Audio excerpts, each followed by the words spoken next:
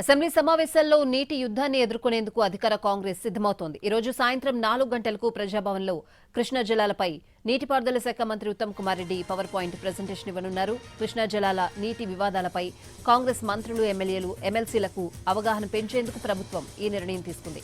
ఈ ప్రెజెంటేషన్ కు సీఎం రేవంత్ రెడ్డితో పాటు మంత్రులు హాజరు కానున్నారు. అసెంబ్లీలో రేపు కృష్ణా జలాలపై చర్చ చేపట్టాలనే ఆలోచనలో ప్రభుత్వం ఉంది. సాయంత్రం దీనిపై క్లారిటీ వచ్చే అవకాశం ఉంది.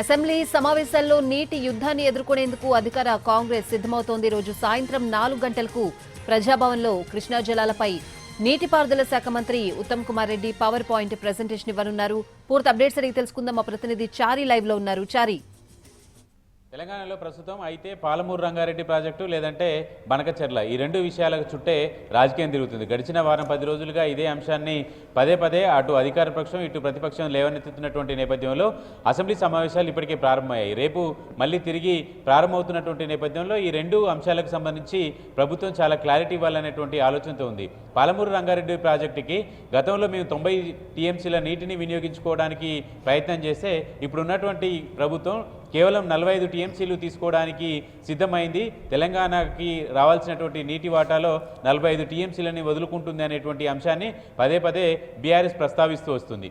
అయితే దీనికి సంబంధించి ప్రభుత్వం కొంత క్లారిటీ ఇవ్వాలని నిర్ణయించుకుంది. అసలు పాలమూరు రంగారెడ్డికి గతంలో జరిగినటువంటి ఒప్పందం ఏంది, ఇప్పుడు జరుగుతున్నటువంటి ప్రక్రియ ఏంది, టీఆర్ఎస్ లేవనెత్తుతున్నటువంటి అంశాలలో వాస్తవం ఎంత, ఇలాంటి అంశాలన్నింటినీ కూడా జనం ముందు పెట్టాలనుకుంటుంది. ఎందుకంటే బీఆర్ఎస్ నీళ్ల అంశాన్ని ప్రధానంగా ఫోకస్ చేస్తూ మళ్ళీ ఆ అంశాన్ని తీసుకొని పార్టీ ఒక ఎజెండాగా తీసుకోవాలనుకుంటుంది. కాబట్టి అసలు ఏం జరిగింది అనేటువంటి విషయాలన్నింటినీ జనం ముందు పెట్టాలనేటువంటి ఆలోచనతో సీఎం రేవంత్ రెడ్డి ఉన్నారు. ఇప్పటికే మంత్రి ఉత్తమ్ కుమార్ రెడ్డి దీని మీద క్లారిటీ ఇస్తూ వచ్చారు. పాలమూరు రంగారెడ్డిలో గత ప్రభుత్వం ఏ జీవోనైతే తీసుకువచ్చిందో దాన్ని మాత్రమే అమలు చేస్తుంది తప్పితే దాంట్లో చుక్క నీరు వదులుకోవడం కానీ అదనంగా తీసుకురావడం కానీ ఇలాంటి ప్రయత్నం ఏవి కూడా జరగట్లేదు అనేటువంటి అంశాన్ని ప్రధానంగా చెప్తూ వస్తుంది.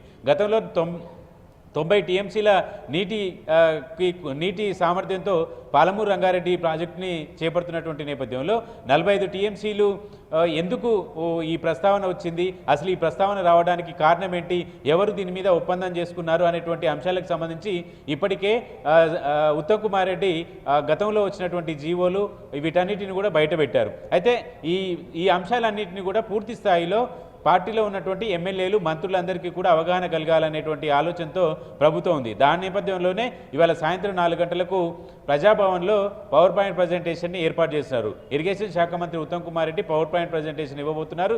మంత్రులు, ఎమ్మెల్యేలు, ఎంపీలు, ప్రజాప్రతినిధులు, కార్పొరేషన్ చైర్మన్లు, పార్టీకి సంబంధించినటువంటి అధికార ప్రతినిధులు వీళ్ళందరినీ కూడా ఈ సమావేశానికి ఆహ్వానించారు. సీఎం రేవంత్ రెడ్డి కూడా ఈ సమావేశంలో పాల్గొంటారు. సభలో అనుసరించాల్సినటువంటి వ్యూహానికి సంబంధించి ఇప్పటికే మంత్రులకు దిశానిర్దేశం చేశారు. ఈ రోజు సాయంత్రం జరిగేటువంటి సమావేశంలో సీఎం రేవంత్ రెడ్డి మరోసారి నాయకులందరికీ కూడా దిశానిర్దేశం చేసేటువంటి అవకాశం ఉంది. పాలమూరు రంగారెడ్డి కాదు, ప్రస్తుతం బనకచెర్ల ఇష్యూని కూడా మళ్ళీ తెర మీదకి తీసుకొచ్చినటువంటి నేపథ్యంలో ఈ రెండు అంశాలకు సంబంధించి పార్టీ నాయకత్వానికి చాలా క్లారిటీ ఇవ్వాలనేటువంటి ఆలోచనలో ఉంటూ అందులో భాగంగానే ఇవాళ ఈవినింగ్ పవర్ పాయింట్ ప్రజెంటేషన్ ఇస్తుంది ప్రభుత్వం. Right Chari, thanks for the updates.